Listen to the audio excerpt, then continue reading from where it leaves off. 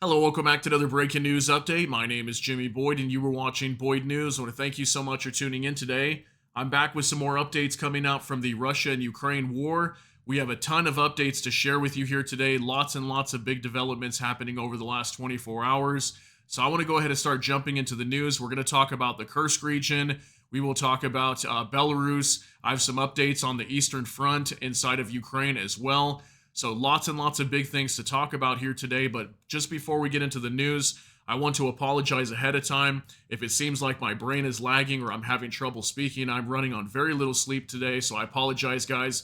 I want to thank you so much for your patience. I probably slept only about 3 or 4 hours last night, so we're going to try our best to provide you the best possible content and the best news that we can possibly give, okay? So I want to go ahead and jump right into this, start talking about some of these developments. So starting in Ukraine, one of the biggest things coming out from Ukraine right now is a US-made F-16 fighter jet has crashed in Ukraine on Monday. So we've got confirmation of Ukraine losing their first fighter jet. Now, from what we understand, it was not shot down, but this did happen during the time that Ukraine came under a massive missile and drone attack. We had like something over 100 missiles and drones in total that were fired onto Ukraine on Monday. I did a huge report of that. Apparently we had an F-16 fighter jet crashing. Now we know that Volodymyr Zelensky, the president of Ukraine, has come out recently and said that F-16 fighter jets have been used to shoot down Russian missiles and drones coming into Ukraine recently. So I don't know if maybe this was a pilot error. Apparently that's what's being reported here, as I have on the screen for you. So maybe this was just an inexperienced pilot that didn't know what he was doing. I have no idea. But from what we understand, it was not shot down. But who knows here? And Ukraine only has something like 6 of these planes right now, as far as we know. So that means Ukraine only has maybe 5 fighter jets. Now, I know they have some on the back end coming out of, I think, Romania or maybe Poland. They can probably transfer some more over. And they are only giving Ukraine a few of these at a time. So maybe they'll just go ahead and replace the one that's been lost. But nonetheless, definitely they have lost a F-16 fighter jet so far. They've lost one. So also we have some reports coming out from Kyiv coming under attack from drones yesterday, the capital of Ukraine. We'll show you some video footage in regards to that. So we're going to go ahead and jump right into the news, guys. Let's go on over to X. So from next to F-16 transferred to Ukraine has crashed, says the Wall Street Journal. Initial reports indicate the plane was not shot down by enemy fire, although the incident occurred during a nationwide missile strike on Monday. It was likely the result of pilot error. Okay, so this was the report on the Wall Street Journal. So yeah, apparently it crashed. Okay, we've been seeing a lot of planes crashing lately. We just had a report, I think it was in Syria yesterday. There was another fighter jet or something crashed inside of Syria. I don't know what it was. There were some reports that it could have been a US-made warplane that crashed. I wasn't able to find out what that was, but we've been seeing a lot of aircraft crashing lately. So now we've got confirmation of Ukraine losing their very first F-16 fighter jet over the skies of Ukraine. So let's go ahead and keep moving here. From next to, again, the occupiers have attacked Kyiv again. There were several explosions in the Ukrainian capital. The wreckage of Russian Shahed drones fell on residential buildings in Dnipropetrovsky, Holosiskivsky, oh gosh, these are so hard, guys, and Desnyansky. This is definitely not helping my brain today, so let's go ahead and keep moving. These were the districts that were coming under attack by Russian Shahed drones yesterday, but we've got video footage coming out from Kyiv showing these drones being intercepted. Now, from what I understand, there wasn't any damage from these drones. I did do some research on mainstream medias talking about Kyiv coming under attack, and apparently they were able to disable most of these drones. I don't think there was any major damage, if anything. What we probably had was just falling debris from these drones, but we've got footage of these being shot down. So let's take a look at these real quick. Ого.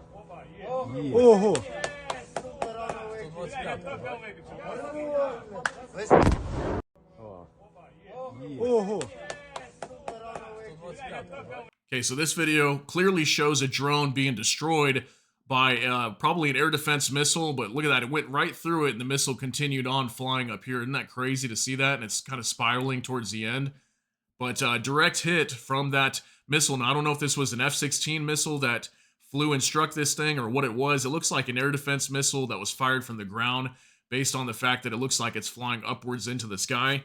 So very, very big video there. Let's go ahead and jump on over to our next video. This one doesn't appear to have any sound, but we can see another drone falling out of the sky over here. So I don't know how many of these Russian Shahed drones were fired into Ukraine, but we definitely had multiples, as we can see here. Here's another angle of that thing falling out of the sky, crashing into the ground. Looks like it did blow up once it hit the ground. Hopefully nobody was harmed by that once it fell out of the sky. But yes, Kyiv did come under attack yesterday from drones. So very big news here in regards to attacks happening inside of Ukraine. Now, we've been seeing this almost every single day this week.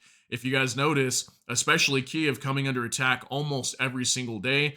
And we knew this was going to happen. Like I told you guys earlier this week, the U.S. Embassy was recently reporting sometime in the last week that Ukraine was going to be coming under heavy attack from the Russians in regards to the Kursk incursion into the Kursk region of Russia. The Ukrainians pushing into their territory. We know that Vladimir Putin wants to retaliate for this, and we've been seeing that this entire week so far. Let's go ahead and keep moving here.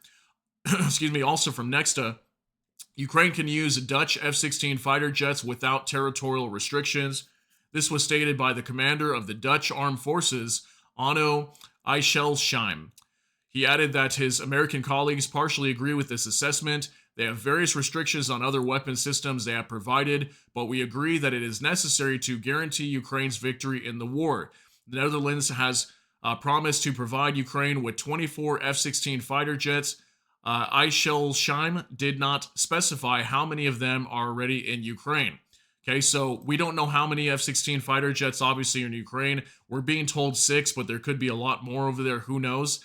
But apparently the Dutch, coming out from the Netherlands are okay with Ukraine using these F-16 fighter jets with no restrictions, okay? And that's kind of the problem. We're going to talk more about that today inside of Ukraine, is that a lot of their allies are just so divided, okay? The U.S., for example, is not okay with Ukraine carrying out long-range strikes inside of Russia. They're afraid of escalation.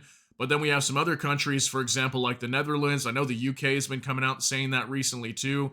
They're okay with some of these long-range strikes. And then even Germany's not okay with it. So it's obviously difficult because Ukraine doesn't get all their weaponry from the same source. They get them from different countries. So they have to apply these restrictions to certain weapons, and then other things don't have restrictions. So obviously a major problem with Ukraine.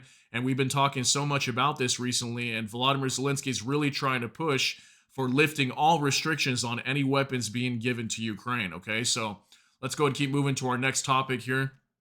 From Natalka in Kyiv, news from Mordor posted on the local TG channel from Rostov. The fire at the oil depot near Kamensk is repeating the situation in Proletarsk.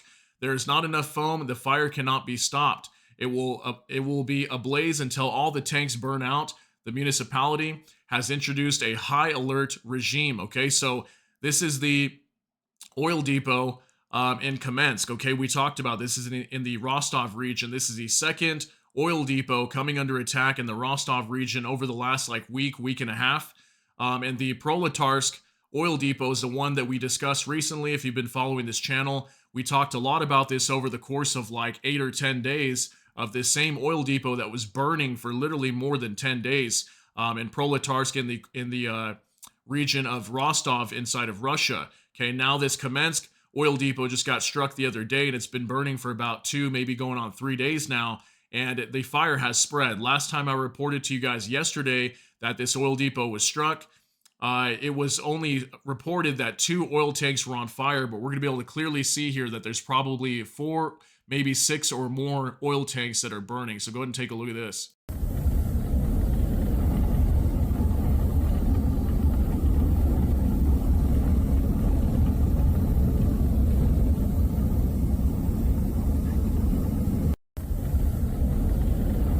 So as the camera zooms in here, we can definitely see 1, 2, 3 fires breaking out. This one looks like it's been burned. It has not caught on fire yet, but it's really hard to tell beyond that. But what's being reported is there may be 4 or more of these oil tanks that are currently burning. And what has happened at the Kavkaz oil refinery that was in Proletarsk that we talked about last week, that thing started out with just 1 or 2 of these oil tanks that caught on fire, and then eventually spread it to something like 14 to 22 oil tanks. Now, this one could definitely do the same exact thing, but regardless, definitely probably tens of millions or leading up to eventual hundreds of millions of rubles or dollars being lost here in oil at this depot. So very massive hit again once again for the Ukrainians, taking out this oil depot in Kamensk. Okay, so let's go ahead and keep going. That's the latest update coming out from there. Also from Jay and Kyiv, Russian propaganda network TASS reporting that Russian oil, diesel, coal production numbers will now be a state secret. I wonder why that might be, okay? We've been talking about this, that at some point, this is going to be hampering the Russian economy, and Russia primarily runs on oil, okay? If their oil depots continue to be destroyed, then we're going to have big issues over here. So what's being reported here from Interfax News Agency is that they've basically stopped publishing their data on the productions of oil products in their country, okay? So this is a big sign that Russia's going to do whatever they can to prevent the public from knowing how bad the situation really is. And this is how we know that it's really bad. If they're having to stop, disclosing data on the production of their oil in their country, then this shows that they are taking massive losses right now. And again, this is very dangerous for Russia because they need money to fund their war, right? So where are they going to get their money from if they can no longer export oil out of their country? So this is obviously a very major report, and I've been telling you guys about this a lot lately, that it's going to hamper their economy. So Russia's going to be having big problems moving forward. So also, from NOAA reports, if decisions are made, Ukraine is successful on the ground. If not, don't blame Ukraine, blame yourself. We have once again demonstrated that those who talk about the fear of escalation mostly use this argument only to avoid making the decisions Ukraine needs, Ukrainian Foreign Minister Dmytro Kuleba said. Okay, so this is him right here in the video. We're not going to watch the video because it's not in English and there's no subtitles, but he's basically coming out and saying that, they need to be able to go after these airfields inside of Russia, that, the U.S. and its partners need to stop worrying about the fear of escalation, allow us to strike these airfields, allow us to go after the oil depots with, U.S. ATACMS missiles, things like that. This is, again, more talk about the restrictions being put on the weapons that are being given to Ukraine from NATO. And he's once again calling for the restrictions to be lifted. And that obviously at the end of the day, this is just making it more difficult for Ukraine to fight this war. So this is kind of what Dmytro Kuleba is talking about, okay? So we're going to talk about that some more today. Take a look at this from Max24. I call on all countries that promised Patriot systems months ago to finally deliver them. They are ready. Only the final green light is missing. Whatever the reasons, it's time to do it. We are entering autumn, and on Monday, we saw how Russia will act, okay? This is from Dmytro Kuleba as well. This is probably something he mentioned in that press conference there while he's speaking to reporters. These are the Patriot missile systems, these air defense systems that are supposed to be going to Ukraine. And we've been hearing a lot of this, okay? Volodymyr Zelensky repeatedly comes out and says that the West is withholding weaponry for Ukraine, that they are delaying things, they're taking forever to send these shipments over, and this is obviously a very, very big problem. Ukraine cannot fight the war if they're not given the tools to do so, okay? So not only are they not being allowed to strike Russian airfields and go after targets deep inside of Russian territory, but at the same time, they're also not being given the weapons to fight this war, okay? And then what are we seeing on the eastern side of Ukraine? Is that Ukraine is repeatedly having to fall back, and I have some updates regarding that, especially around the region of Pokrovsk in the Donetsk region. We've been talking a lot about that lately. The Russians are approaching that city more and more every day. So again, this is a big topic right now that's being discussed, and lots of pressure being put on primarily the United States, but also some NATO partners as well that do not want to allow Ukraine to launch long-range strikes inside of Russia. So also, we're going to take a look at this video too. This is from the Lithuanian foreign minister, okay? This is from United 24 Media. His last name is Burgess, I think is how we pronounce that. Landsbergis, sorry. Russian planes are better protected by the Western guarantees than Ukrainians. So he's going to kind of discuss the same thing, like basically saying, if Ukraine loses this war and NATO ends up having to fight Russia, it's your fault, NATO. It's your fault, the United States, for not allowing Ukraine to strike these targets and let Ukraine take the fight to Russia and prevent this war from continuing, that Ukraine has the ability to do this, but obviously the United States is not letting them conduct these long-range strikes. So he's talking a little bit about that. and then also about weapons and things like that not showing up, deliveries not showing up on time. So just take a look at this, and obviously Lithuania is a very big supporter of Ukraine, and they're definitely a country that would not be supportive of these restrictions. They actually want the restrictions to be lifted. They've even talked about wanting to join the war in Ukraine and helping Ukraine out on the battlefield. So take a look. Even though it sounds like a joke, but we're protecting Russian skies more. Russian planes are better protected by the Western guarantees than Ukrainians. We have to ask ourselves a question: aren't we ourselves a part of this problem? So far, no Patriot batteries that have been promised to Ukraine in Washington have been delivered. No new ammunition packages have been delivered since June. The eastern flank is worried because we all understand if Ukrainians are not getting the assistance that they have been promised, that is a door open for Putin to continue. This is very unfortunate, but we need to start asking very specific questions when the promises are being made. Because it turns out that when a country X promises an equipment Y, it appears that the equipment Y is unsuitable, is unusable, it needs repairs, it would take a very long time for it to be delivered. And as for example, during our discussions with Ukrainian friends, we find out that certain equipment that has been promised last year will only be delivered in 2027, even though the calculations and the promises and the announcements and the headlines have been in 2023.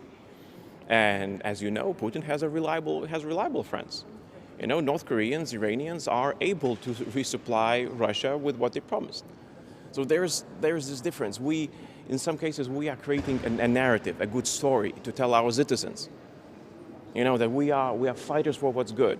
But when it comes to deliveries, well, the story sometimes is very different. But there's another message, that basically Europe is prepared to lose. And I really hope that those people who make decisions not to provide Ukraine what is promised, they are preparing for the next stage of war. Because that will come. There's no way around this. All right, guys, let me know what you think of that down below. I thought that was a very good speech by this foreign minister from Lithuania.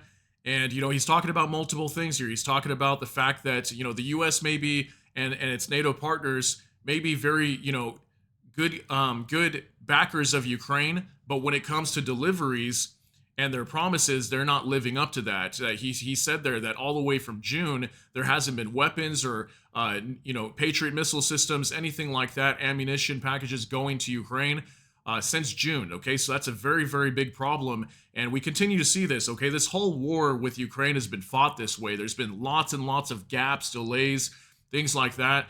And then when it comes to Russia, he had a point there where he says that Russia has reliable partners, Iran, North Korea. They consistently are sending equipment over to Russia to continue fighting this war. And that's the difference between Russia and Ukraine, is Ukraine may have lots of support from NATO, but at the same time, support is not really support if you're not sending that weaponry over to Ukraine. So again, we continue to see this, lots and lots of reports coming out showing that NATO is not fulfilling their agreements and their guarantees for Ukraine when it comes to sending them equipment. And it also is very dangerous because if Ukraine loses this war, who's up next? Okay, potentially NATO versus Russia, and that could be a very devastating war. So he's definitely got some points there. Let me know what you think down below in regards to that. So take a look at this next from Jürgen Nodit. Great Britain and France support the authorization of long-range strikes against the Russian Federation. United States and Germany are against. According to the Financial Times, Biden and Scholz are concerned about the risk of escalation. The publication reminds that they had the same fears when supplying high-precision weapons, tanks, and F-16s, but each time as a result, Moscow's threats ended in nothing.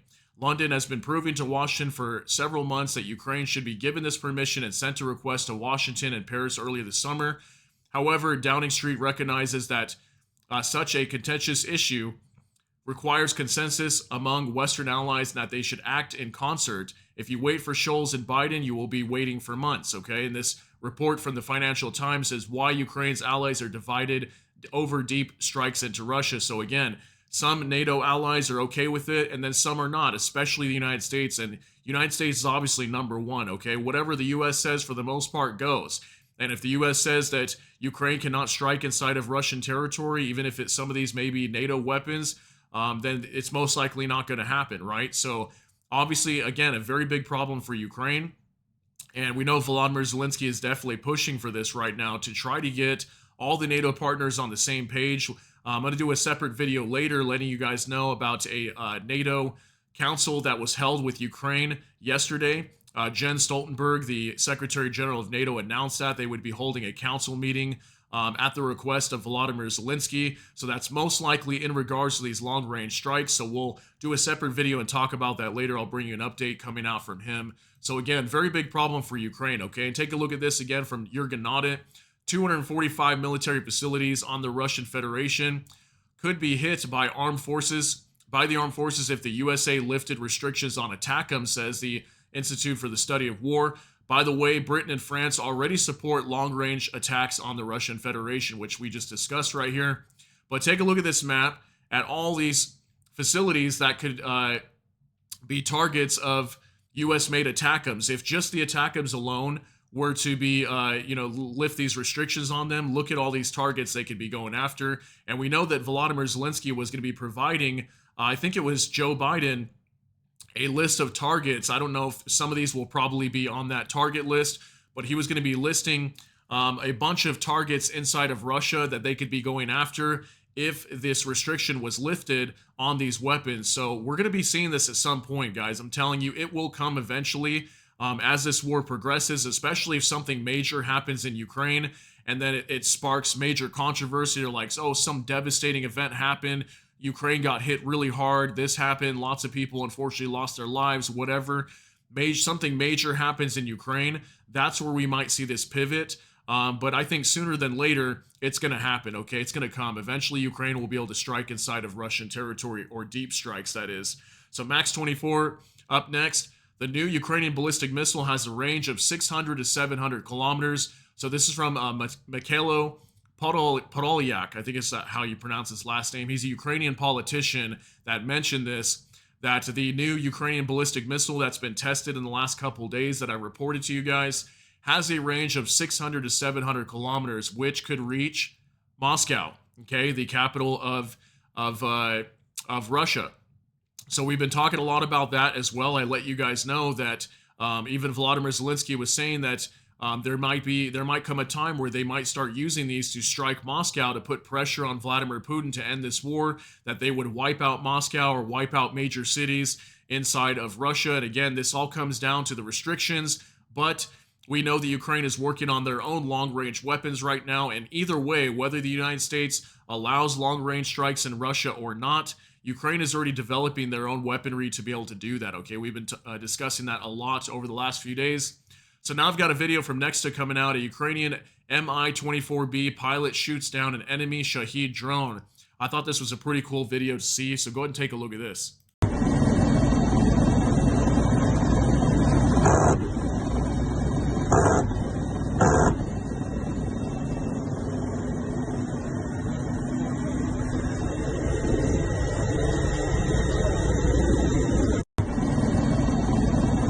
Okay, so in this video, we could see the bullets flying over here and those few bursts of fire, and there's smoke that comes out of that Shahed drone as it's starting to fall. And you can definitely tell by the shape of it, that is for sure a Shahed drone. It's got that triangular formation to it.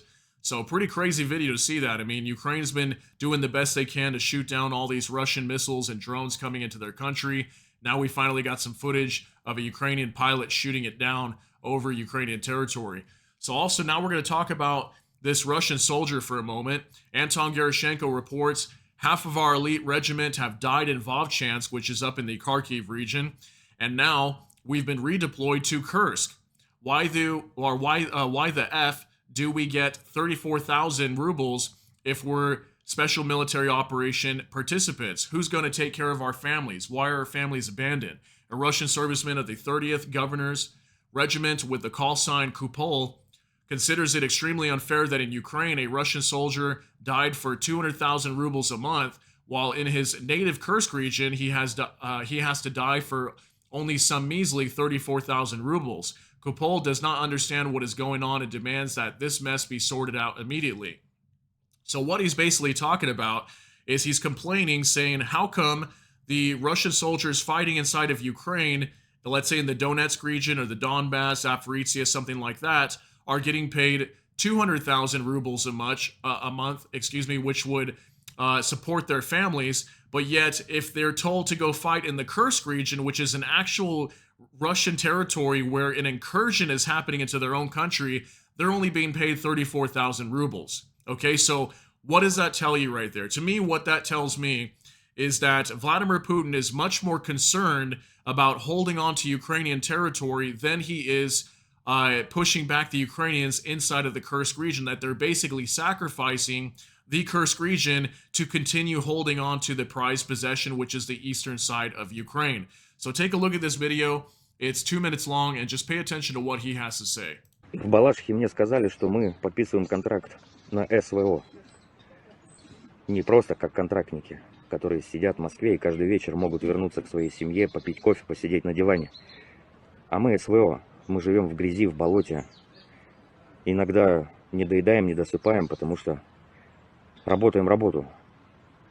Но тут получилось так, что мы 4-й месяц уже получаем по 34 тысячи. Как вы думаете, может ли семья прожить на такие деньги, с учетом того, что еще некоторые финансовые средства нам нужны и здесь? Купить салфетки, сигареты, кофе, чай, сахар, потому что мы это все приобретаем сами, нам никто ничего не дает. И вот возникает вопрос, а какого хуя мы получаем по 34 тысячи, если мы СВОшники? С какого хрена наш полк, 30-й губернаторский, блядь, элитный полк, который собирал воробьев, который должен был стоять, и по бумагам он проходит как оборонная охрана Белгорода, а у нас полполка уже полегло в Волчанске, и сейчас нас перебросили на Курск, и мы находимся сейчас здесь, на направлении Суджа.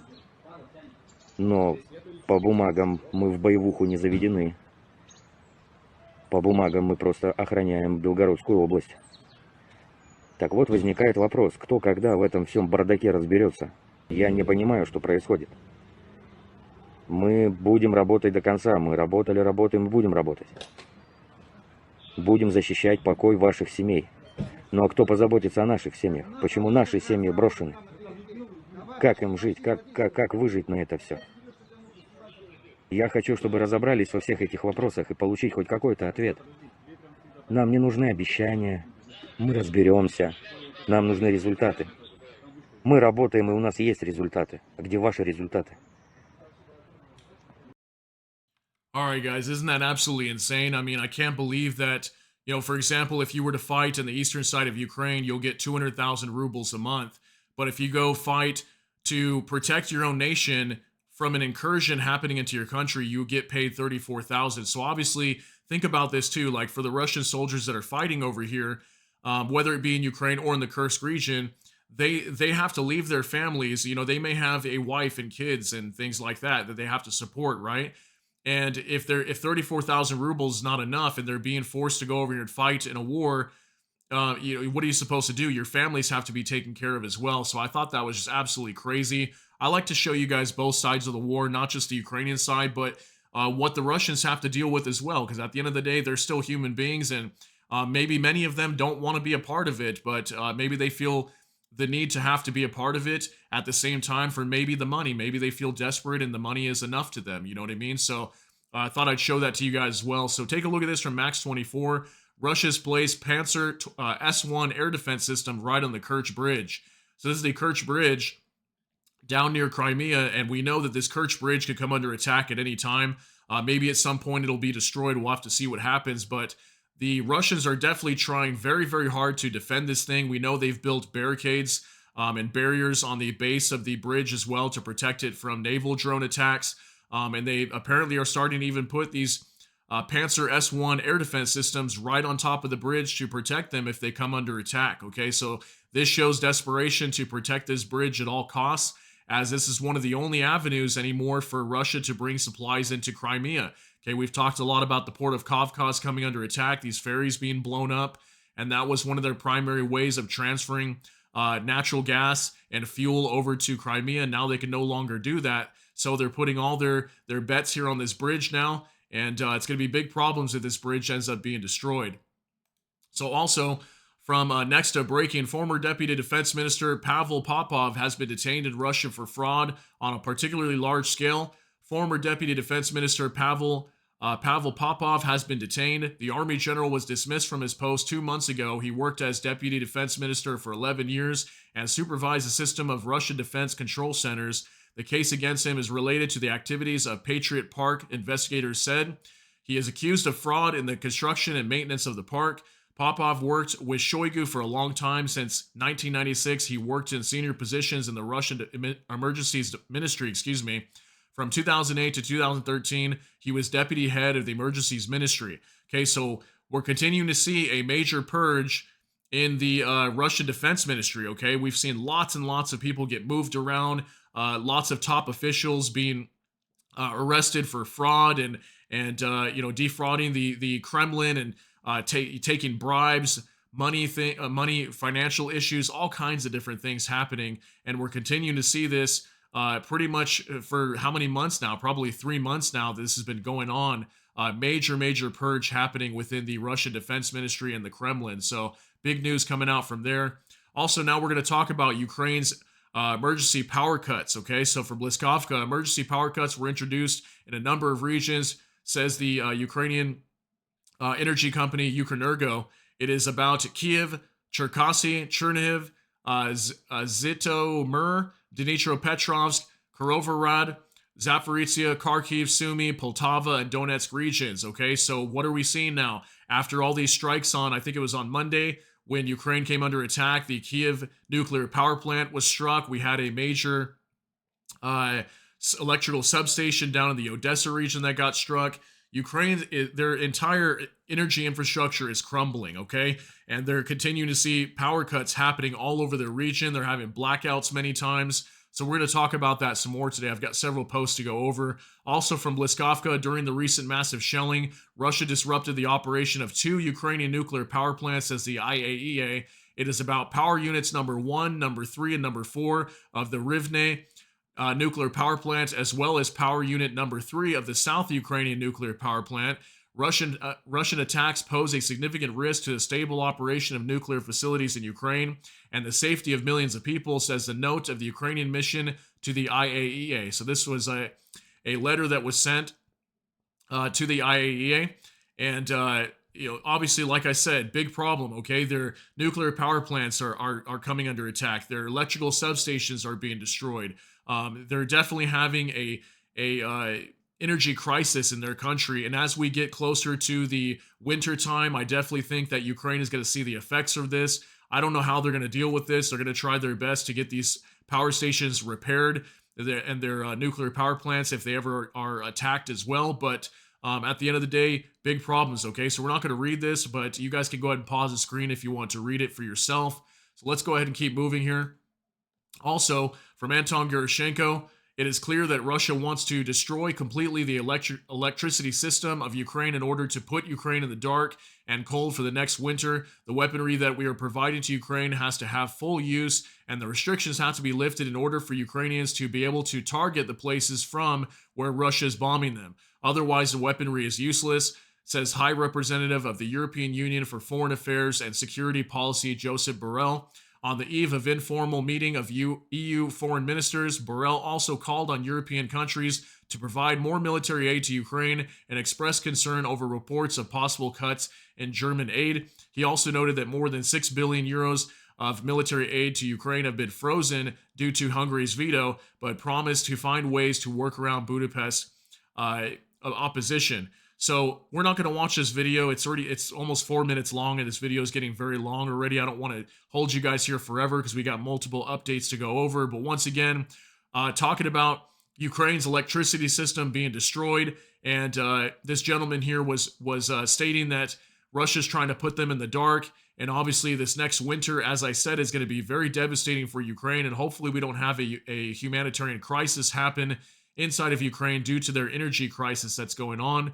But definitely a lot of problems in the future for Ukraine, considering that their energy infrastructure has been heavily damaged. Okay, so lots of reports coming out from here. Also, from War Translated Dmitry, according to Build, the Ukrainian armed forces have completely sealed off the eastern border of the encirclement in the Kursk region. Around 3,000 Russians are trapped there. It is blocked by the state border from the south and west, and the same river from the north. Okay, so I'll show you guys on a map here. This is a roughly around 700 square kilometers of territory inside of the Kursk region that has been contested. We talked about Glushkovo, Zvano, and also Kuriz. These are towns that had bridges that were all destroyed. The Russians tried to construct pontoon bridges. Those were getting struck by HIMARS and drones. So major update coming out from the Kursk region. It looks like this 700 square kilometers of land is now sealed off, and the Ukrainians will be able to start pushing in and engaging. So this map will show us this right here. But also, War Translated Dmitry reports again, Russians reporting that Tyatkino in Kursk Oblast is cut off from supply lines as of today. So Tyatkino being this town down here that we also reported, the checkpoint down here was wiped out by HIMARS probably about a week or two ago. But basically, starting from the edge of this line right here, you can see this line coming down. This is the same river here, okay, this whole line.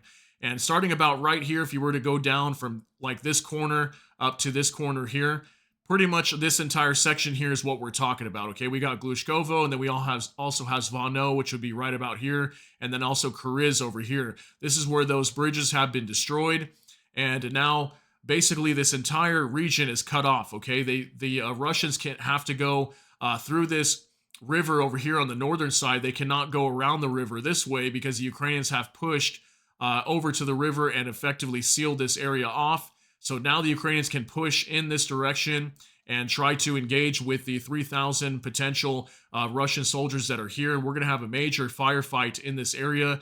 And we'll see if the Russians decide to stay in here, or maybe they will pull north of the same river over here. Okay, so very big news update coming out from the Kursk region. Also, we have this coming out from Nexta. The AFU hit the railroad tracks in the Kursk town of Lgov, says the mayor. I'll show you on a map in a minute where this is at.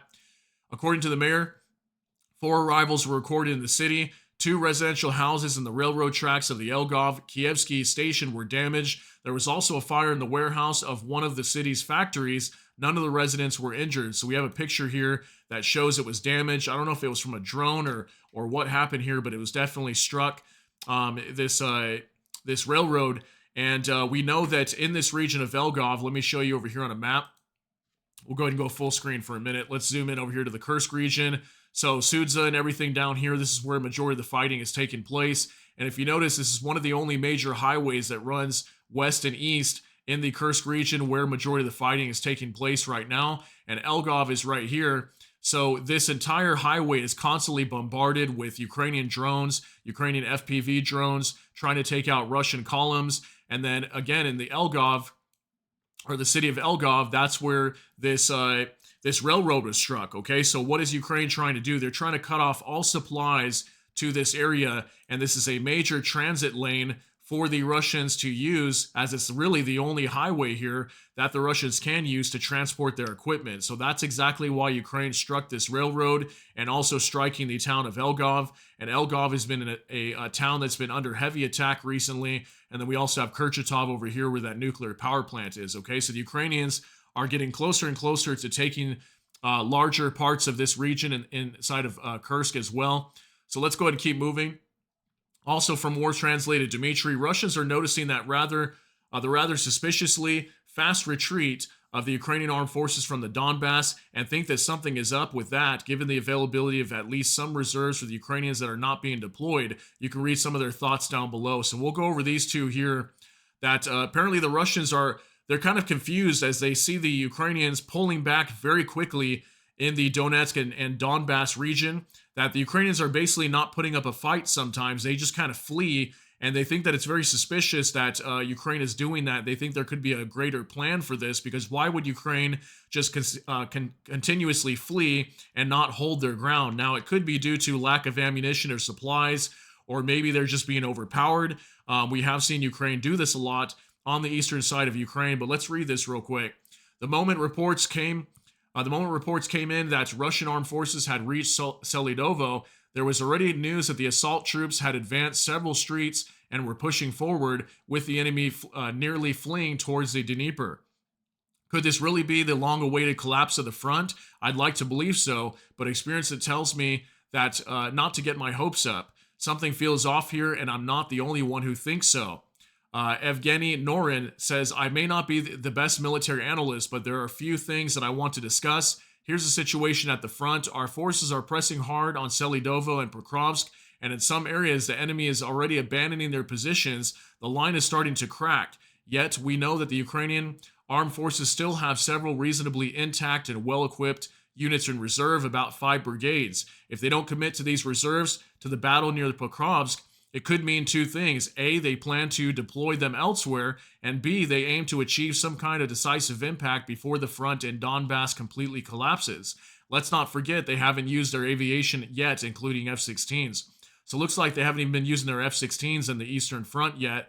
If they're not deploying their operational reserves in Donbas, it suggests they're saving them for something else. Whether we're prepared for that something is uncertain. Honestly, I want to cheer, but if the enemy isn't acting like an idiot and is behaving strangely, it probably means there's a reason behind it. They just don't want it to be obvious. So very interesting, right? I mean, why would the Ukrainians continuously keep pulling back?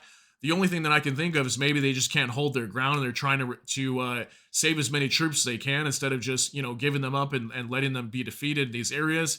So that could be definitely a reason for that. But take a look at this as well from Ilya Janssen.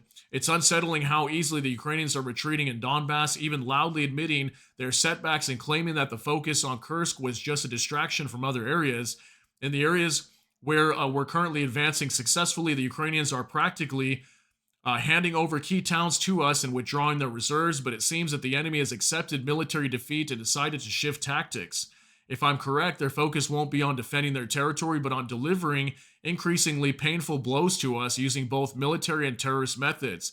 So while we might be painting the map with our advances, they could be focusing on destabilizing our society, carrying out terrorist attacks, targeting infrastructure, and possibly striking our established territories. In short, I'm not as optimistic as some of you. Over the years, I've learned not to underestimate the enemy. So what this makes me think of is we do know right now the Ukrainians are developing lots of long-range weapons that they can use to attack Russian airfields, oil depots, major cities all over Russia, right?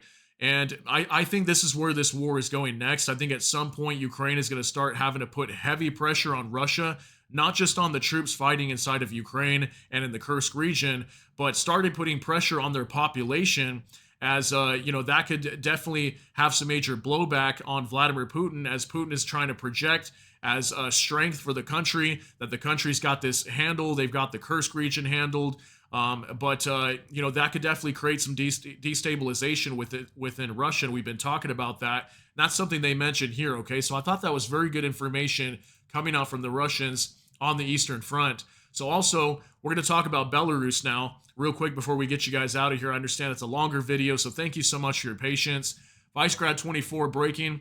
For the first time, Belarus has shot down a Russian suicide drone. Hajun Bai reports that a Belarusian fighter jet took to the skies last night during Russia's suicide drone attack against Ukraine. The Russian drone entered Belarusian airspace in the Yelsk district. Okay, so apparently a Russian drone entered into Belarus, and they had to shoot this thing down, and apparently it's the first time they've had to do this. So I don't know how that happened. How did this drone manage to do that? Maybe it malfunctioned or something. It was supposed to go after a target in Ukraine, and it happened to fly into Belarusian territory. But supposedly, Belarus had to shoot this thing down, okay? So very big news coming out from Belarus. I got a couple more things in regards to Belarus now. So Bliskovka reports border guards do not record the movement of Belarusian troops near the border with Ukraine, said Andriy Demchenko, the spokesman of the SBSU. The defense forces did not notice any non-standards situations along the entire stretch from Volyn to Cherniv region. He added that there was no such period in Belarus when they did not announce an inspection of their troops or conducting exercises in particular with Russian units.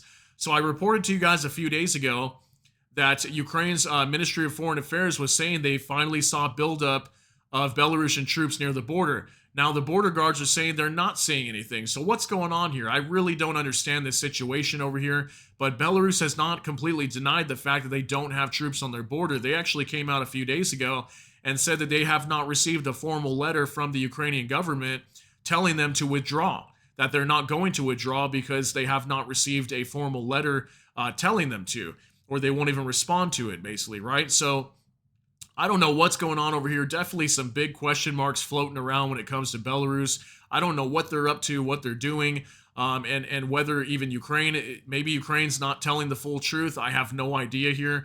But we continuously see a back and forth kind of situation with Belarus. Do they have troops on the border? Do they not? Ukraine saying they do, and then Belarus is saying they do, and then all of a sudden we're hearing from Ukraine that they don't. I don't know what's going on over here, but I wanted to share that with you, that we are seeing some discrepancies there.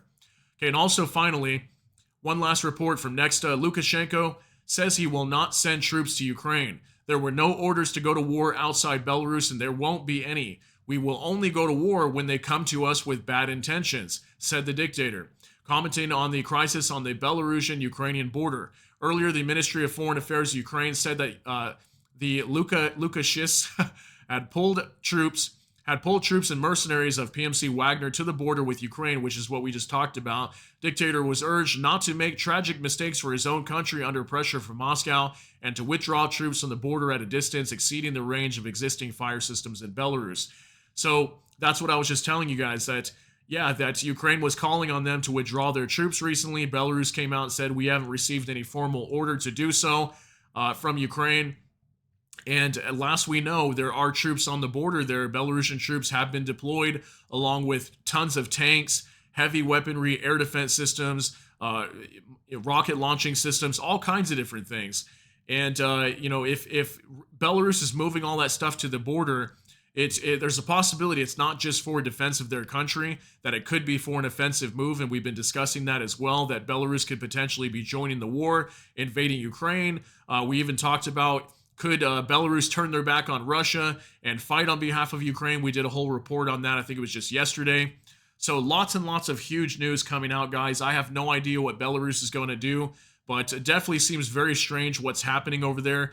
And I'm still waiting to see what their response is going to be. Are they going to join this war with Russia and invade Ukraine, open up another front? Or what's going to happen here? Is there going to be some sort of incursion into Belarus where Ukraine attacks them? I wouldn't think so.